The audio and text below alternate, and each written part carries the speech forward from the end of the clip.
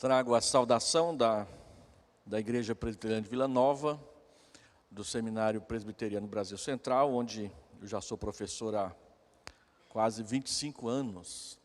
Lá eu sou professor de História da Igreja, especificamente a História da IPB, e de homilética. A homilética é aquela matéria que a gente ensina os meninos a fazer omelete, né? Quer dizer, fazer o sermão, né? Que vão pregar na igreja. Desde 2005 eu ministro essa matéria lá. Sou pastor há 32 anos, já quase 32 anos de ordenação. E a Vila Nova é a 10ª igreja que eu pastoreio. Eu mudei muito de igreja, não é porque eu sou um pastor ruim não, viu gente? É porque eu sempre entendi que eu deveria dar aula no seminário, e eu fui pastor inicialmente em igrejas que ficavam longe de Goiânia. Então, os diretores falavam assim, olha, eu quero que você venha dar aula aqui, mas chega mais perto, chega mais perto. Então, a gente foi procurando uma igreja mais perto. E uma coincidência muito interessante é que, cada vez que eu mudo de igreja, eu mudo para uma igreja mais perto do seminário. A Vila Nova fica a 6 quarteirões do seminário. Só tem mais uma igreja que é mais perto do seminário que a Vila Nova, que é a Nova Aliança. Eu já falei para o pastor lá que eu sou o próximo pastor da igreja. Se continuar Deus fazendo do jeito que Ele está fazendo, cada vez me levando para mais perto do seminário. Estamos lá. Sou casado, a Edneia, minha esposa, estaria conosco, mas os problemas lá da viagem fez com que ela ficasse. Tenho 2 filhas, e a minha caçula tem uma filhinha que se chama Clarice, e eu quero dizer que não tem coisa mais interessante, agradável, abençoadora que ser avô.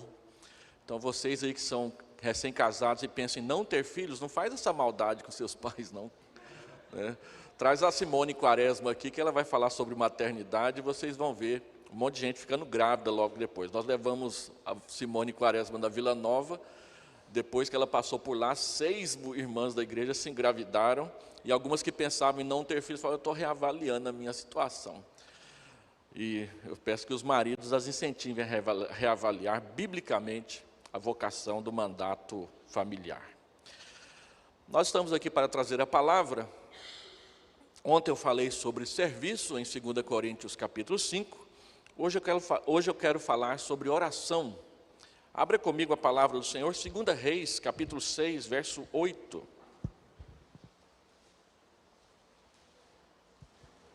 2 Reis, capítulo 6, verso 8 a 23.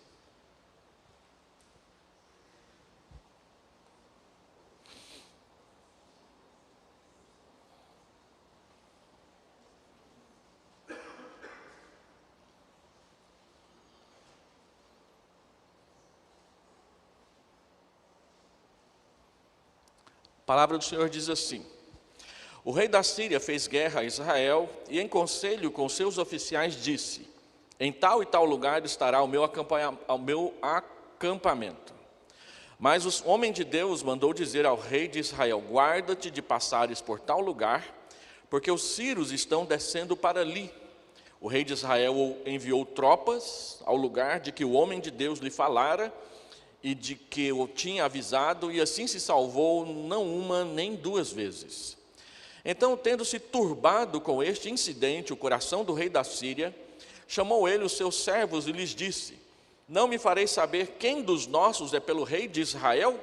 Respondeu um dos seus servos: ninguém, ó rei, meu senhor, mas o profeta Eliseu, que está em Israel, faz saber ao rei de Israel as palavras que falas na tua câmara de dormir. Ele disse: ide e vede onde ele está, para que eu mande prendê-lo. Foi-lhe dito: eis que está em Dotã. Então enviou para lá cavalos, carros e fortes tropas. Chegaram de noite e cercaram a cidade. Tendo-se levantado muito cedo o moço do homem de Deus e saído, eis que tropas, cavalos e carros haviam cercado a cidade. Então o seu moço lhe disse: ai, meu senhor, que faremos? Ele respondeu: não temas, porque mais são os que estão conosco do que os que estão com eles. Orou Eliseu e disse: Senhor, peço-te que lhe abras os olhos para que veja. O Senhor abriu os olhos do moço, e ele viu que o monte estava cheio de cavalos e carros de fogo em redor de Eliseu. E como desceram contra ele, Orou Eliseu ao Senhor e disse: fere, peço-te, esta gente de cegueira. Feriu-a de cegueira, conforme a palavra de Eliseu. Então Eliseu lhes disse: não é este o caminho, nem esta a cidade. Segui-me e guiar-vos-ei ao homem que buscais. E os guiou a Samaria. Tendo ele chegado a Samaria, disse Eliseu: ó Senhor, abre os olhos destes homens para que vejam. Abriu-lhes o Senhor os olhos e viram, e eis que estavam no meio de Samaria. Quando o rei de Israel os viu, perguntou a Eliseu: feri-los-ei, feri-los-ei, meu pai? Respondeu ele: não os ferirás. Fere aqueles que fizeres prisioneiros com a tua espada e o teu arco. Porém a estes manda pôr-lhes diante pão e água, para que comam e bebam e tornem ao seu senhor. Ofereceu-lhes o rei grande banquete, e comeram e beberam. Despediu-os e foram para seu senhor, e da parte da Síria não houve mais investidas em Israel por aquele tempo. Vamos orar. Senhor Deus, lemos a tua palavra, ela é a verdade. Pedimos que ela pastoreie o nosso coração e nos ensine a confiar no Senhor diante de toda e qualquer circunstância para o nosso bem. Pedimos que o teu Espírito Santo nos oriente no ensinamento e que ele nos encha a alma para que nós aprendamos a santidade e a andar na tua presença. Pedimos essas bênçãos para essa manhã e para o aniversário dessa igreja, em nome de Jesus. Amém. A porta de entrada para a plenitude do Espírito Santo começa e termina com oração. Essa exposição que eu quero fazer nessa manhã faz parte de uma série de 11 exposições bíblicas que eu fiz lá na igreja de Vila Nova sobre a plenitude do Espírito, todas elas baseadas nas experiências do profeta Eliseu. Nós gostamos muito de falar sobre o ser cheio do Espírito Santo, citando textos e mais textos do Novo Testamento, e não percebemos como que isso acontece de forma muito prática na vida dos profetas no Antigo Testamento. E Eliseu é um exemplo sui generis, único e muito interessante para nós conhecermos. E nessas exposições que eu fiz sobre Eliseu, esta específica aqui, ela fala sobre a oração. E mostra para nós a relação entre a oração e o ser cheios do Espírito Santo. A minha série expositiva, ela está no meu canal no YouTube, eu a chamo de Cheios do Espírito. E um dos ingredientes da plenitude do Espírito, nós sabemos com muita tranquilidade, que é a oração. A plenitude do Espírito começa e termina com oração. Muita coisa pode acontecer num abrir e fechar de olhos, especialmente quando fechamos os olhos para orar. A oração é o maior instrumento da nossa comunhão com Deus, nós sabemos disso, ainda que muitas vezes negligenciamos essa questão. Ela é um meio de graça subjetivo, conforme a teologia sistemática de Charles Hodge. Nós aprendemos no seminário que nós temos os meios de graça objetivos, a Bíblia, o livro chamado Bíblia, e também os sacramentos, o batismo, a ceia, que você pode ver, que você pode tocar, que você pode manusear, você pode pegar a sua Bíblia e lê-la à vontade, e quanto mais você ler, mais você crescerá espiritualmente. Ela é um meio de graça, é um instrumento que Deus usa para que a graça seja derramada na sua vida. Submeter-se ao batismo é um meio de graça, é colocar-se debaixo de Deus e da sua aliança e dizê-lo publicamente perante a igreja. Participar do pão e do vinho ou do suco de uva na ceia é um meio de graça. Todas as vezes que você comparece à celebração da ceia, você anuncia a morte do Senhor até que Ele venha no dia glorioso do juízo final e da completação da nossa redenção. No entanto, existe uma discussão a respeito de outros meios de graça que são chamados de meios de graça subjetivos. Ouvir o sermão num domingo como esse, é melhor estar à porta da casa do meu Deus do que estar nas tendas da perversidade. Você poderia ter escolhido estar em outro lugar, mas você escolheu estar aqui. e conforme um pastor lá de Goiânia, você se colocou dentro da geografia da bênção. O salmista, no Salmo 84, diz que um dia na casa do Senhor vale mais que 1000. Então, uma escola dominical vale por pelo menos 500. Porque é um pedaço do dia que você fica na presença do Senhor. E 500 dias é quase 3 anos da sua vida. São meios de graça subjetivos. A oração é um deles. Você não pode pegar a oração, você não pode manuseá-la, mas você pode fazê-la, você pode realizá-la, você pode praticá-la na presença de Deus. Olhando um manual de teologia sistemática, pelo menos 3 observações importantes sobre a oração precisam ser feitas para o que eu quero meditar com os irmãos aqui nessa manhã. Primeiro, a oração pressupõe a personalidade e a pessoalidade de Deus. Nós oramos a um Deus que pode responder, a um Deus que é um ser pessoal e não uma força impessoal. Por isso Deus reage às nossas orações quando as ouve. O livro de Êxodo diz que Deus ouviu o clamor de Israel e inclinou seus ouvidos para se aproximar deles e desceu até eles para resgatá-los da escravidão naquele local, por causa das orações. E ele responde porque ele é um ser pessoal, ele sente, ele reage, ele escuta, ele intervém na história e nas nossas vidas. Se Deus não passa de um nome para uma força impessoal ou para a ordem moral no universo, então orar é um gesto totalmente irracional e sem sentido que nos leva a lugar algum. Eu participei uma vez de uma reunião de oração espírita, e é um negócio complicado de entender, porque eles oram a uma força. Qual força? Quem que vai responder à oração?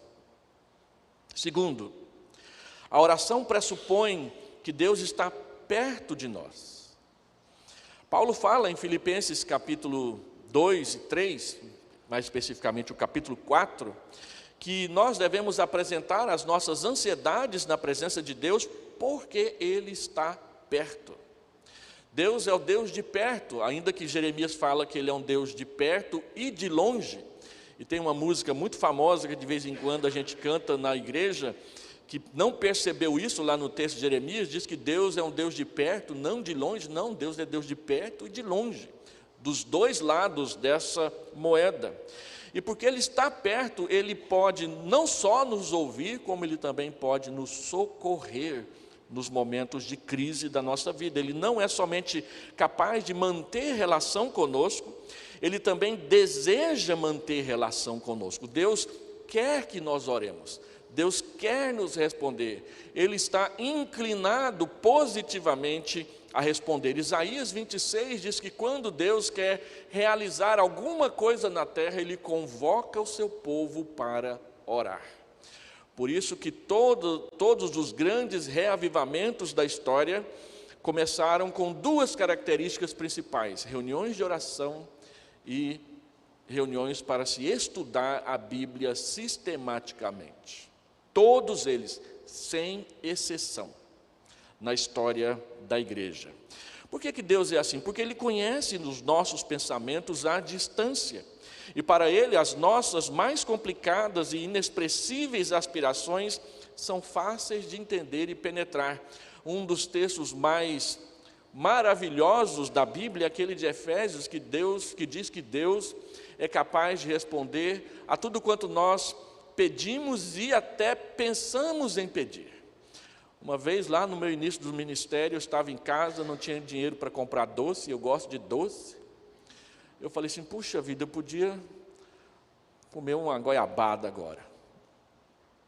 15 minutos depois, chega uma irmã na porta da minha casa, toca a campainha e diz, pastor, eu fiz muito doce lá em casa, lembrei do senhor. E eu trouxe aqui 3 potes de doce para o senhor. Eu só tinha pensado, não tinha falado, não tinha nem orado. E o doce chegou ali. É claro que isso não acontece toda vez, mas naquele dia aconteceu, só para eu citar essa experiência aqui hoje. Deus é bom, Ele gosta de nos dar presentes, muitas vezes Ele faz isso também, porque para ele nos entender é fácil. Nós achamos que é difícil entender as mulheres dizem que nunca entendem os homens, mas Deus nos entende facilmente. Ele pode nos atender, porque Ele consegue penetrar tudo na nossa mente, no nosso coração. E a terceira observação importante é que a oração pressupõe que Deus governa com poder todas as coisas. Se há uma experiência que nos ensina a respeito da soberania de Deus, é a oração. E nós só oramos e oramos com convicção e o buscamos sempre que precisamos, porque nós cremos e sabemos que Ele governa. É complicado a gente cantar aquela música ali que diz: vem reinar de novo em mim. Tem que corrigir essa letra aí, gente. Deus não deixa de reinar porque a gente desobedece. Ele reina sempre. E esse é um pressuposto básico da oração. Nós oramos porque a gente sabe, a gente crê e a gente tem esperança que Ele reina. E Ele disse que reina, e é porque Ele reina que Ele pode ouvir e atender às orações que nós fazemos, porque Ele tem o controle pessoal de todas as forças da criação e da natureza. Ele governa não somente as coisas e os seres criados, mas Ele governa inclusive as suas ações e as suas reações. Naquela conversa imensa de Jó com Deus, ali nos capítulos 38 e 39, Deus faz nada mais, nada menos do que 42 perguntas para Jó. Quando Jó fica reclamando que Deus o deixou de lado, Deus faz 42 perguntas para ele. São 2 capítulos de perguntas para você ler. E tem uma muito interessante. Deus pergunta para Jó assim: onde que você estava quando eu estava cuidando dos animais do deserto? Eu nunca fui no deserto, já assisti muito vídeo e filme sobre o deserto. Quem que vive lá? Essa semana passada eu assisti um vídeo turístico sobre a Arábia Saudita, que o mundo agora está descobrindo que dá para fazer turismo lá. Turismo de deserto, olha só. E aquele monte de areia que vai para lá, vem para cá, enterra as coisas, soterra as coisas. E você olha para um lado, só tem calor, para o outro lado só tem areia. Tempestade de areia todo final de tarde praticamente. E Deus diz para Jó: onde é que você estava quando eu estava cuidando dos animais que vivem nesses lugares inóspitos da face da terra? Eu cuido deles. E você nem fica sabendo. Mas gosta de reclamar. Então, Deus tem poder, nós cremos, Ele é onipotente. Ele está em todos os lugares, Ele é onipresente. E Ele sabe todas as coisas, Ele é onisciente. Por isso nós podemos sim direcionar a Ele as nossas orações, porque Ele pode atender nossas orações, e é exatamente Ele pode atender porque Ele reina e Ele ordena, Ele manda e Ele coloca em ordem todas as coisas, e muitas vezes Ele faz a nosso favor. Nós estamos de um texto que fala de uma época difícil na história de Israel. Esse é o chamado período sírio. O período em que a Síria achava que Israel era o quintal da sua casa, que ela podia entrar e sair quando quisesse, podia invadir, tomar, roubar, que Israel não tinha forças para resistir. Era uma história de gato e rato, em que Israel era o rato que ficava fugindo da Síria o tempo todo. Foi o período de Ben-Hadad e de Hazael, o chamado período sírio. Ele foi curto, durou só 40 anos, mas causou um estrago imenso na história de Israel. O tempo de Acabe, aquele rei daquela rainha Jezabel, maldito, que o Cláudio Duarte gosta de falar que ele era o banana e ela era o abacaxi, e que causou um estrago imenso na vida e no conhecimento de Deus em Israel. Agora é Jorão, o seu filho, quem governa Israel. Embora o texto não nos informe, é muito possível que o rei da Síria aqui ainda seja Ben-Hadad. Hazael virá depois, e é o próprio Eliseu quem vai ungí-lo rei da Síria, num dos textos mais dramáticos do Antigo Testamento, na minha opinião. A Parece que Eliseu está vivendo um tempo de relativa paz com o rei de Israel, porque quando o rei o vê e conversa com ele, chama de meu pai. E como atende inteiramente às suas instruções, ele fala: você não vai matar ninguém, dá comida para eles. O rei faz direitinho o que Eliseu pede ali naquele momento e instrui. Um comentarista muito esquisito que eu li, diz que Eliseu ficava sabendo das coisas a respeito da movimentação de tropas sírias por meio de informantes, e não por meio da intuição ou da revelação que Deus trazia para ele. Eliseu era um cara bem articulado, tinha um informante em cada palácio. Parece uns partidos políticos que tem por aí. E ele cita 2 Reis 5:3, a história da menina cativa, como se a menina cativa fosse uma das informantes de Eliseu lá na Síria. Tem gente que não sabe o que faz com milagre, aí faz umas lambanças dessa na hora de interpretar as Escrituras. Para mim, isso é um equívoco muito grande, pois, do meu ponto de vista, ou o meu ponto é que era exatamente a plenitude do Espírito, o ser cheio do Espírito, a ferramenta-chave para todos os milagres, ações e conselhos que Eliseu realizava em Israel naquele período.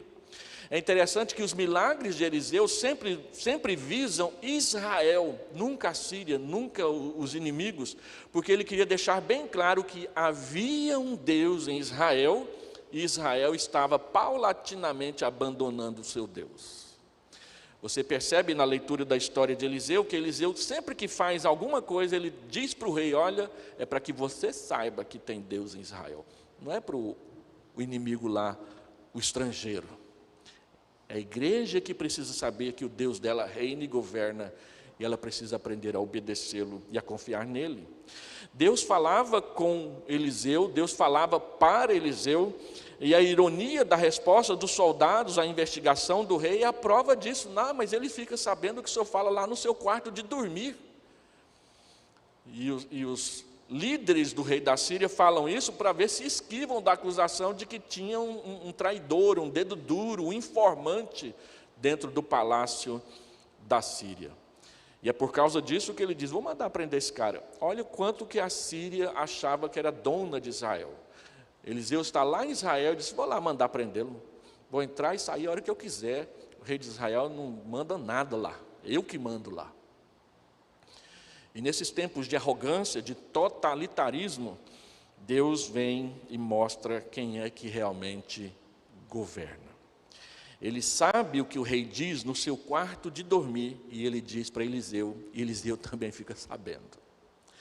Então, a minha proposição nessa manhã é que uma das lições da palavra de Deus é que nós precisamos aprender a orar. Nós estamos saindo de uma pandemia que deixou marcas profundas na vida das igrejas, e que agora que nós estamos medindo as marcas que ela deixou para nós, mas uma das marcas que essa pandemia trouxe e nós parece que não aprendemos é orar. Em vez de gastar tempo com séries da Netflix ou outras coisas, orar um pouco mais na presença do Senhor.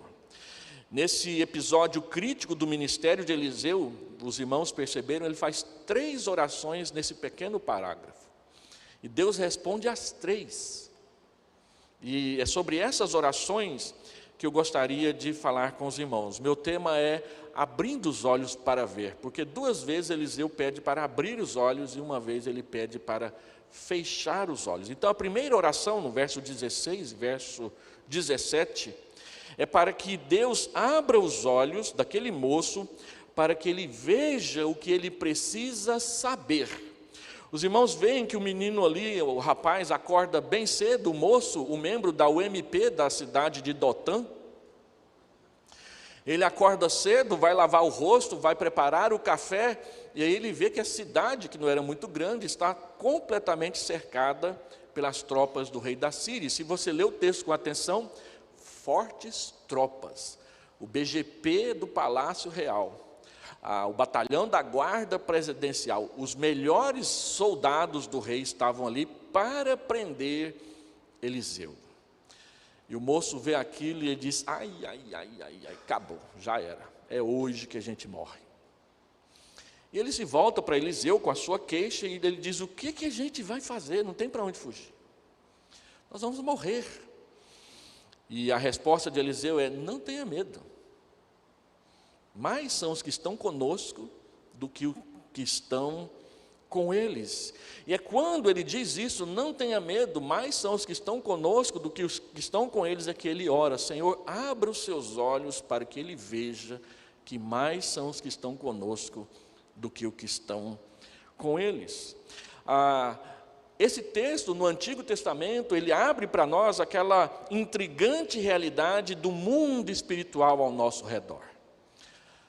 Nos tempos de materialismo quanto o nosso, quando as pessoas acham que o que controla a vida dos seres humanos são 9 gotas de hormônios que todo mundo tem dentro do seu corpo, e que você pode manipular essas 9 gotas de hormônio aplicando este remédio, aquele outro remédio, e controlar assim o humor das pessoas, a palavra de Deus diz que nós somos muito mais do que apenas materialismo. Nós cristãos somos sobrenaturalistas, nós cremos que há um mundo acima de nós que nós não enxergamos, mas que está aí, e dentro do qual nós vivemos essa realidade tridimensional que nós conhecemos. Mas há um mundo além, que de vez em quando Deus abre os nossos olhos para vê-lo e percebê-lo ao nosso redor. Essa doutrina bíblica, essa realidade do mundo espiritual é muito explorada por Paulo na sua carta aos Efésios, quando ele menciona pelo menos 4 vezes os lugares celestiais. Ele diz, Efésios capítulo 1, versículo 20, que Cristo está sentado no trono, nos lugares celestiais, e que a sua igreja está lá sentada no trono com ele. Ele diz mais, Efésios capítulo 2, versículo 6, que nós fomos ressuscitados com Cristo e estamos assentados com Ele neste mesmo trono. Capítulo 3, versículo 10 de Efésios, a igreja proclama a sabedoria de Deus aos principados e potestades nos lugares celestiais. Quando nós pregamos o Evangelho não somente para as pessoas que podem nos ouvir, mas anjos e demônios também estão aqui presentes para nos ouvir. Eu era pastor em Rubiataba, Goiás. Aí uma senhora de uma outra denominação dizia: eu nunca vou entrar na sua igreja. E eu perguntei: por quê? Não, porque toda vez que eu passo na porta eu vejo um monte de demônios sentados nos primeiros bancos. Eu falei: agora eu entendi por que ninguém senta no primeiro banco, já está ocupado.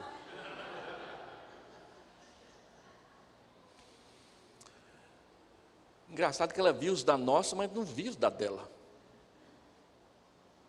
É muito engraçado isso. De fato, não tenho dúvida de que tenha demônios assentados por aqui, mas também tem anjo. E nós estamos ao lado do trono da majestade do nosso Deus. Eu não tenho dificuldade com possessão demoníaca. Eu tenho dificuldade com quem morre de medo disso e vive por conta disso. Uma vez que nós estamos do lado do nosso pastor. Paulo ainda fala no capítulo 6 de Efésios a respeito da batalha espiritual, e que nós temos que nos revestir de toda a armadura de Deus.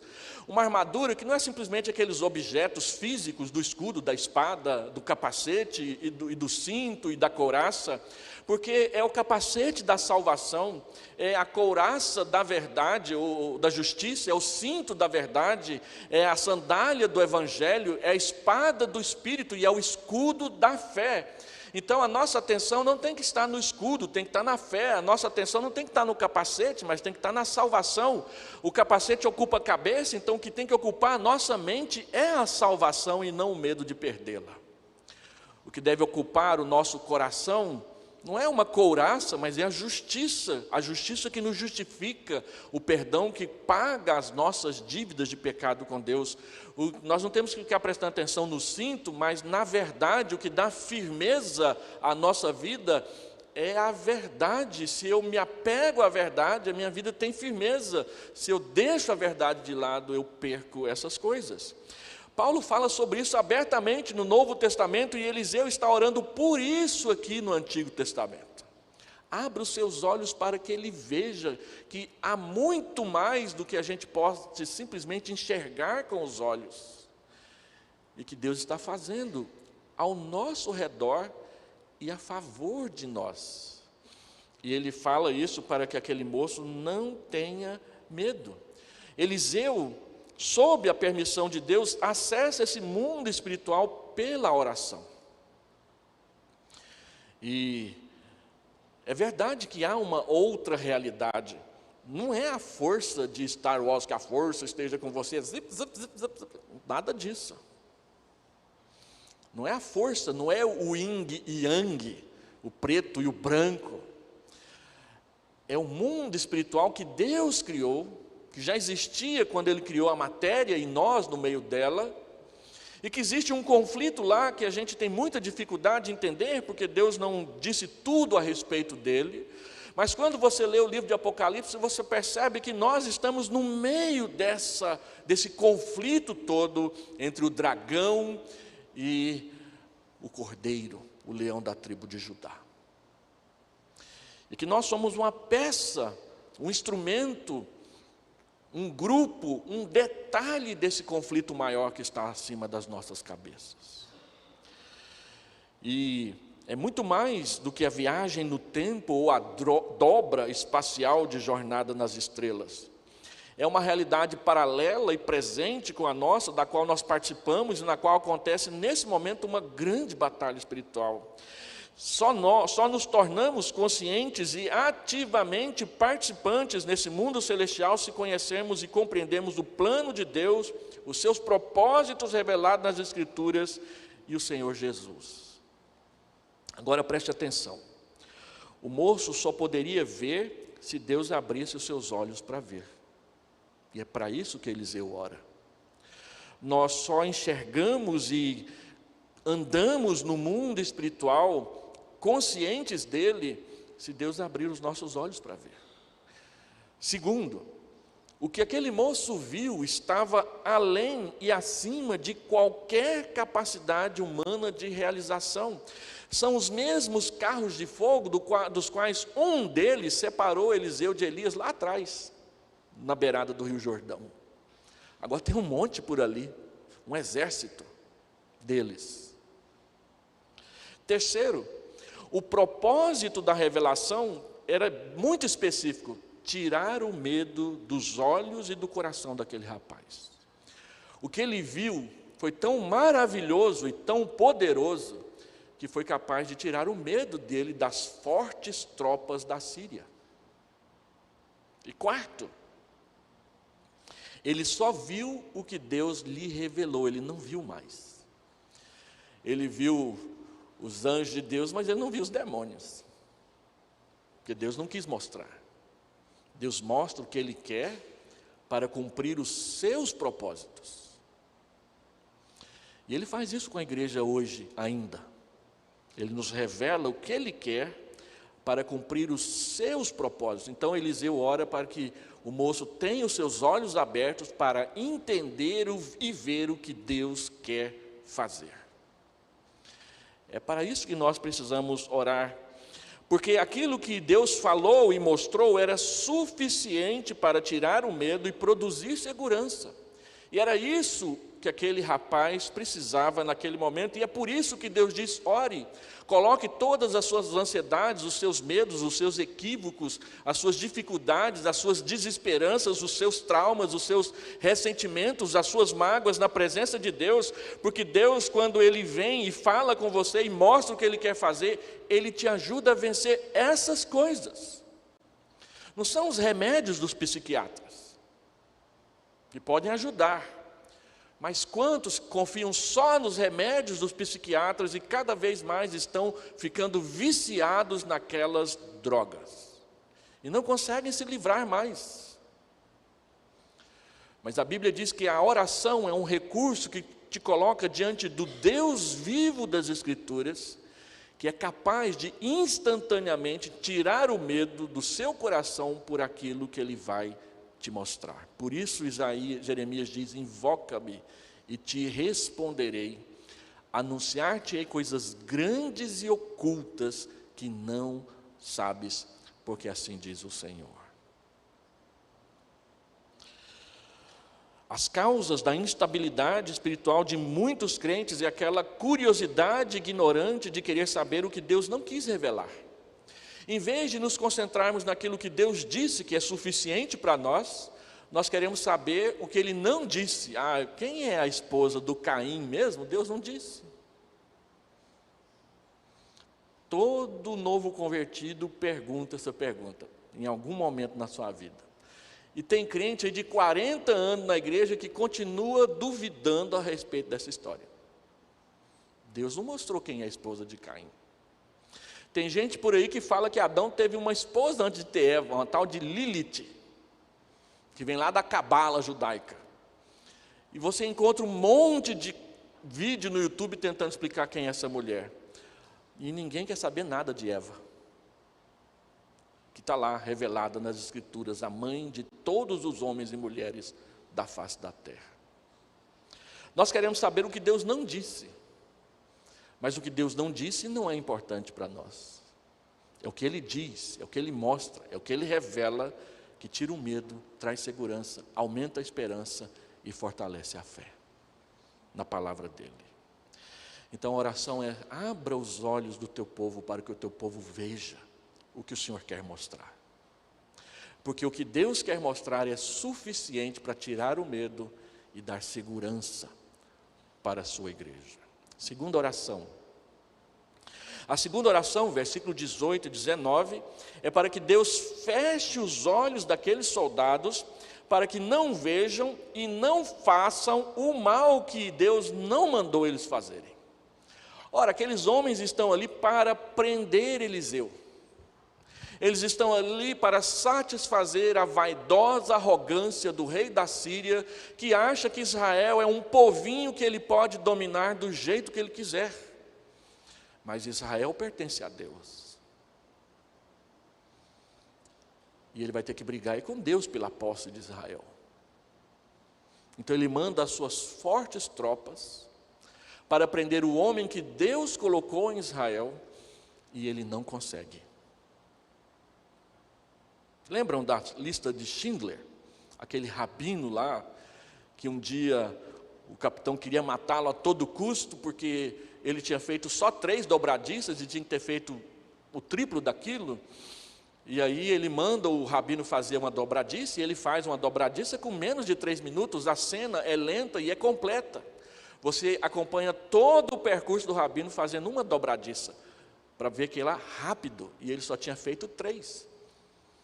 Porque as máquinas estavam sendo calibradas, mas o capitão não queria saber disso. Então ele resolve matar o rabino, pega o seu revólver, coloca bem na têmpora dele e atira e falha. Ele atira de novo e falha de novo. Ele atira a terceira vez e falha a terceira vez. Aí ele pega a arma do soldado que está do lado e atira, e ela falha de novo, e ele fica com raiva, ele dá uma coronhada na cabeça do rabino. Mas ele não morre. E o que é mais assustador naquela cena é que ela é verídica. Ela aconteceu na história. Quantas vezes as pessoas querem matar pessoas que Deus não quer que morram, e não conseguem. Porque não é as instabilidades políticas, econômicas e financeiras do mundo que governam as nossas vidas, mas Deus. Nenhum pardal cai por terra se Deus não permitir. Nenhum lírio cresce na minha floreira. Eu nem sei, estou com um monte de lírio lá na minha floreira, eu não sei de onde que eles vieram. E quem tem lírio em casa sabe que quando aquele trem pega, ninguém mata aquilo mais, aquilo esparrama. Nenhum lírio cresce se Deus não colocar ele naquele local. E Salomão, em toda a sua glória, não teve uma roupa tão sedosa e linda como de uma flor. Deus cuida dessas coisas. Ele é o sábio que as projetou. Então, Eliseu ora: Senhor, fecha os seus olhos, para que eles não vejam e não façam o que eles vieram fazer. Eles vieram prender Eliseu, para que Eliseu fosse morto humilhantemente, horrivelmente, nas mãos do rei da Síria. Mas eles não lhe tocam. O exército sírio pretendia prender Eliseu e dar vantagem militar à Síria. Os soldados sírios agem como se Israel fosse o quintal da sua casa. Eles entram, eles saem, como se fosse a terra deles. Mas há um Deus em Israel, Eliseu vai dizer isso em outro lugar, que cuida do seu povo. Deus é o único que tem poder e as chaves para abrir e para fechar, diz Apocalipse. Ninguém abre o que Deus fecha, ninguém fecha o que Deus abre. É por isso que Balaão não pode e não consegue amaldiçoar a Israel, mas só abençoar. É por isso que Acabe tentou esconder-se da morte no meio da batalha, disfarçando-se como soldado comum, e uma flecha atirada ao acaso o acerta bem na hora que ele levanta o braço na junta da sua armadura. É por isso que Amã não consegue destruir a Mordecai, e ainda que ele faça uma forca que de toda a cidade dê para ver, quem amanhece e é enforcado naquela forca é ele mesmo. É por isso que os sábios da Babilônia não conseguem matar a Daniel, e um dos quadros mais bonitos que Rembrandt desenhou foi Daniel no meio da cova dos leões. É por isso que Jonas compra passagem para Tarsis, mas o peixe o engole e o vomita numa praia que o deixou muito mais perto de Nínive, para onde ele não queria ir. Ele prega uma pregação de maldição, o menor sermão da Escritura, com 5 palavras, e aí converte 120 mil. E ele ainda senta debaixo de uma árvore que Deus fez crescer para ver Deus destruir a cidade, e Deus destrói a árvore. E ele fica com raiva de Deus, e Deus diz: você não consegue amar do jeito que eu amo? Tem 120 mil pessoas que não sabem discernir entre a direita e a esquerda, e alguns comentaristas dizem que esses 120 mil eram só as crianças de Nínive, porque Nínive era muito maior que isso. É por isso que nenhum profeta falso consegue manter suas mentiras diante da verdade, da revelação divina, e ainda que um profeta venha e esbofeteie Jeremias na cara, Jeremias se levanta e diz: olha, você bateu na minha cara, você vai para a Babilônia, mas você não volta. E para um tal de Abacuque ele diz: lembre-se disso quando você estiver fugindo de sala em sala dos soldados da Babilônia que vão invadir essa cidade. E embora ninguém tenha se convertido com a pregação de Jeremias, ele é um dos grandes profetas do Antigo Testamento, porque fez o que Deus mandou. Assim, se nós queremos ser mais entendidos no campo da plenitude espiritual, nós precisamos nos conscientizar que a soberania de Deus é tanto precisa quanto minuciosa, e que Ele tanto não permitirá que os nossos pés vacilem, conforme está escrito no Salmo 121, quanto Ele orienta quanto o que fazer e não fazer, dizer e não dizer nas nossas vidas. E para discernir isso e ser uma bênção na vida das pessoas, nós teremos de nos matricular na escola daquilo que Donald Carson chama no seu livro um chamado para a reforma espiritual. Nós temos que nos matricular na escola da oração, porque nós ainda estamos só no prezinho. Então ele ora, e aqueles homens ficam cegos, igual lá em Sodoma, procurando alguma coisa para se apegar. E então ele faz a terceira oração. Eliseu diz: não é essa cidade, não sou eu a pessoa, vocês têm que ir conversar com outra pessoa. E ele os leva para conversar com o rei de Israel. O milagre que vai acontecer na terceira oração é para que o rei de Israel saiba que ele tem que confiar em Deus e não nos estrangeiros. E aí acontece uma coisa interessante: as fortes tropas da Síria parecem cordeirinhos nas mãos de Eliseu. Eliseu diz: vem comigo, eu vou levar vocês lá. E ele leva para Samaria. Sabe qual a distância de Dotã a Samaria? 14 quilômetros. Eu penso que Eliseu mandou fazer um elástico. Quando eu era pastor na primeira igreja em Goiânia, a primeira igreja fica de frente do IP, que é a escola da igreja. E quase toda manhã tinha lá as professoras do maternal, que iam levar as crianças para a quadra da igreja, que ficavam 4 casas para baixo. Então eles reuniam todo mundo na calçada, em frente à escola, e botavam um elástico ao redor de todo mundo, e diziam: ninguém sai do elástico. Sigam-me. A professora pegava a mão da primeira criança, que pegava a mão da segunda, da terceira, da quarta, da quinta, até a 27ª lá atrás, e a outra professora pegava a mão da última, e dentro do elástico eles iam para a quadra. Olha só a noção da segurança. Eu acho que Eliseu fez isso com aqueles homens. Olha, dá a mão um para o outro aí, que nós temos uma caminhadinha para fazer, 14 quilômetros. 14 quilômetros, irmãos, é 1h30 de caminhada. Eu sei porque eu fiz. Quando eu fiquei sabendo que a Edneia, minha esposa, estava no ABE, um acampamento lá em Goiânia, e eu estava morando no Garavelo, eu disse, eu vou lá. Vou lá pedir ela em namoro. E me disseram que era 3 quilômetros de distância. Era 12. E eu fui a pé, cheguei lá mais suado do que não sei o quê. E ela teve que aguentar o meu cheiro o dia inteiro e ainda da noite me aceitou para ser seu namorado. É longe. Tem subida, tem descida, e todo mundo cego. E ele leva até na praça central de Samaria. Então ele ora, Senhor, abre os seus olhos para eles verem.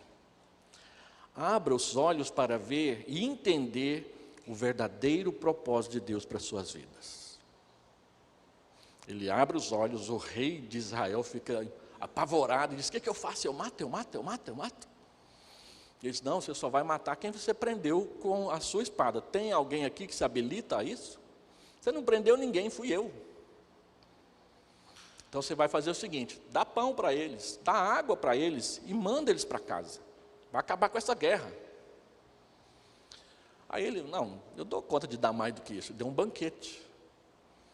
Então aqueles homens viram as fortes tropas sírias são levadas passivamente para o centro de Samaria. Deus não permite o assassinato dos prisioneiros, mas mostra o caminho da misericórdia. Deus abra os seus olhos para que eles vejam a tua misericórdia. Deus os tinha levado até ali não para a guerra. Era Deus quem tinha os levado ali, não à guerra.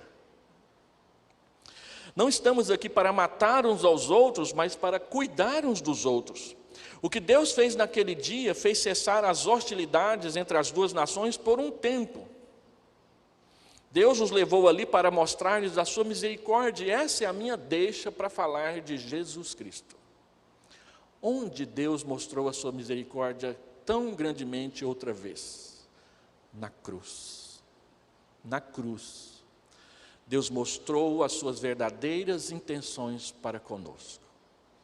Deus não quer matar, Deus não quer condenar, Ele não tem prazer na morte do pecador, Ele quer perdoar os pecadores, Ele quer salvar os pecadores, Ele quer limpar os pecadores, Ele quer abrir os olhos dos pecadores para que vejam que Ele não está aí para a guerra, mas Ele está aqui para perdoar.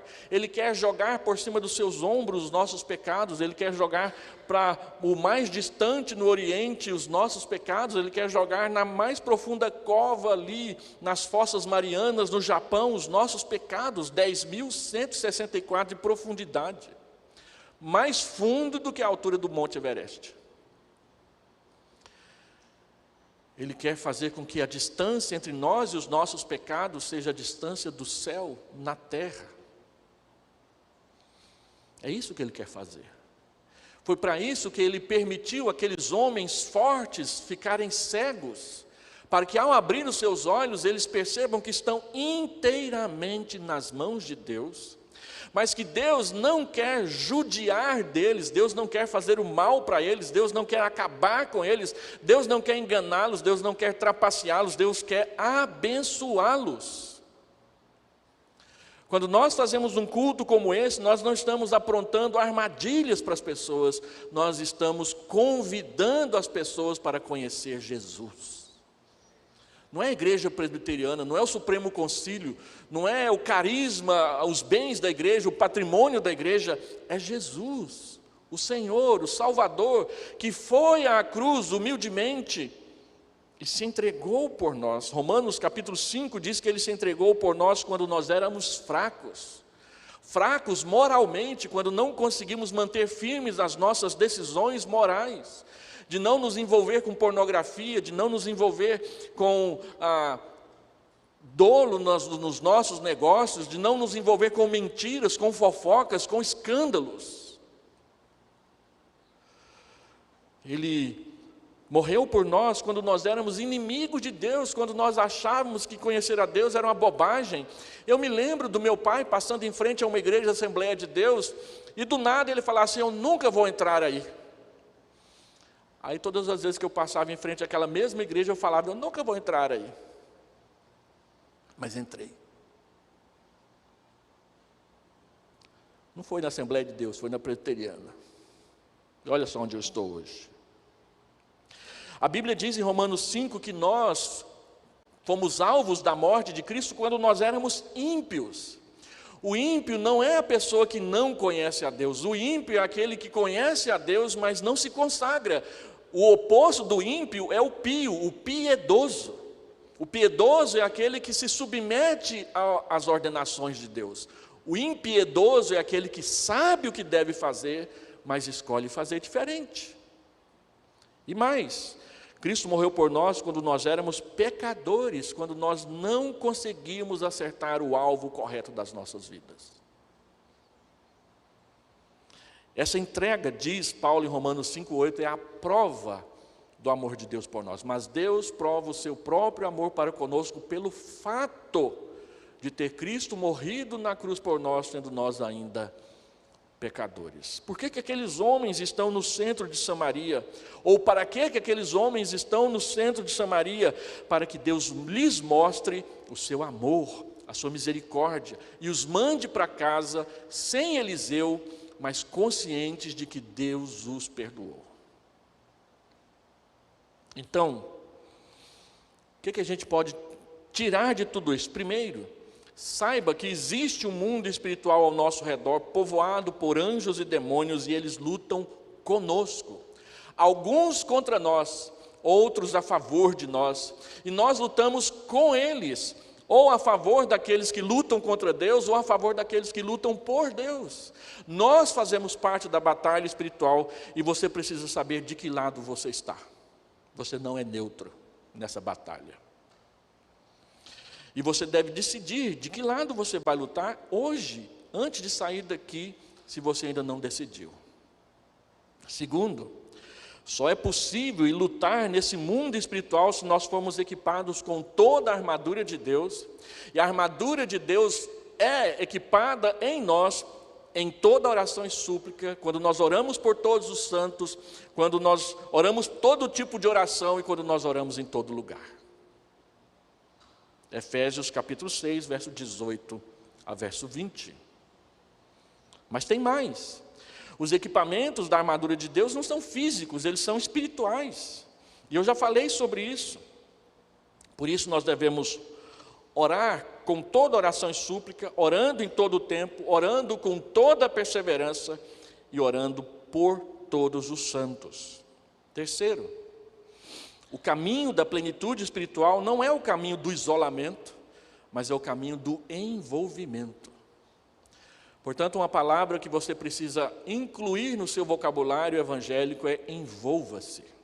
Envolva-se na igreja, envolva-se com os irmãos, envolva-se com o ministério, envolva-se com o Senhor Jesus e o seu Espírito.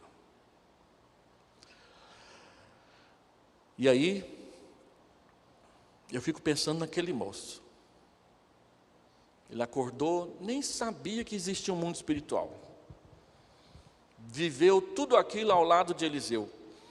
Como que aquele rapaz dormiu na noite seguinte? Eu fico pensando.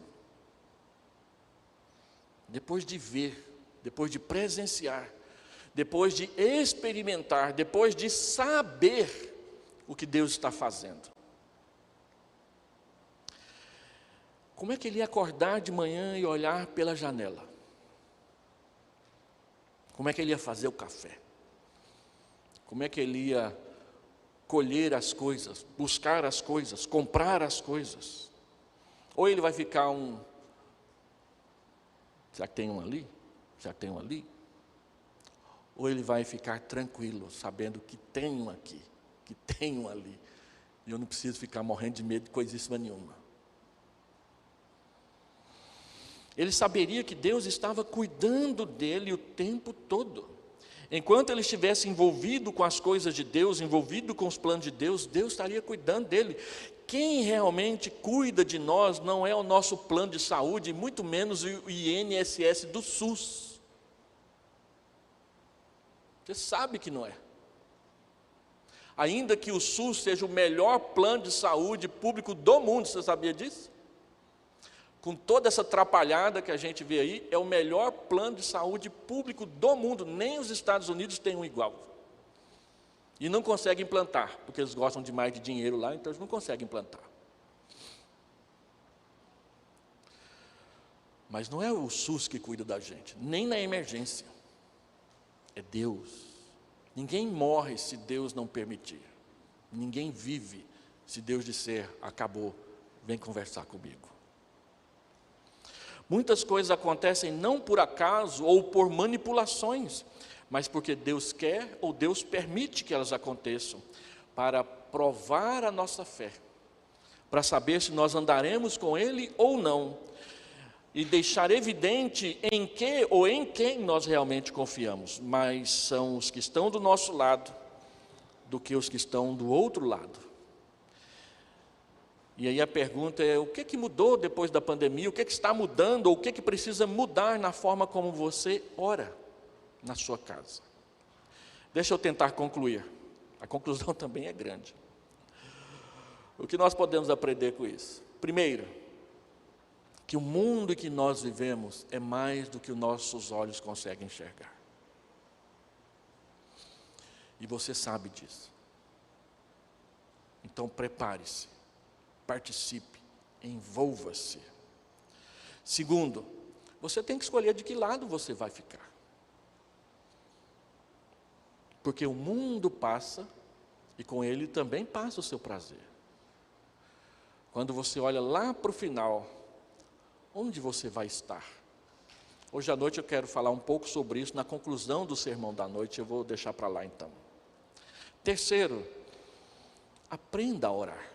A Bíblia não fala para você aprender como orar em voz alta, em voz baixa, com impostação de voz, com português excelentíssimo de primeira linha, desse jeito, daquele, de joelho, porque tem uma música que diz que de joelho é melhor. Nada disso. A Bíblia quer que você aprenda a orar, do seu jeito, do tanto que você conhece a Bíblia, usando o que você já aprendeu e já sabe, para se aproximar do seu Deus. Aprenda a orar. E duas palavras que definem a oração nas Escrituras, só para começar. Uma é feminina e a outra é masculina. Uma é a palavra derramar-se. A Bíblia diz que Ana chegou na presença de Deus e derramou-se porque ela queria ser mãe e não podia. E ela ficou ali só movimentando os seus lábios. O pastor até errou no aconselhamento pastoral, achou que ela estava bêbada e ela só estava angustiada. Mas depois orou e Deus ouviu a oração dele, ela teve não só um, ela teve 6. Então a oração de pastor funciona mesmo depois que ele erra, viu gente? E ali nós aprendemos uma definição de oração. O que é orar? É derramar-se, fazer com que isso que está enchendo a nossa alma, a angústia, o ressentimento, a mágoa, a dor, a ansiedade, derrame-se, caia por terra, vá embora de nós. E a outra é lutar. A outra é masculina, vem lá de Jacó, porque em Gênesis 32 ele lutou com aquele homem era Jesus. Ali Deus salvou a sua vida, ele constatou. Ali ele mudou de vida, ele saiu daquele vale do Jaboque como um outro homem convertido a Deus. E aí o seu nome não é mais Jacó, é enganador. Agora o seu nome é Israel, príncipe de Deus. Quando você ora, Deus muda o seu nome,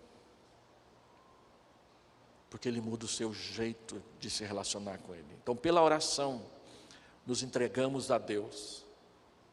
Pela oração, nós conhecemos o poder de Deus. E pela oração, nós somos cheios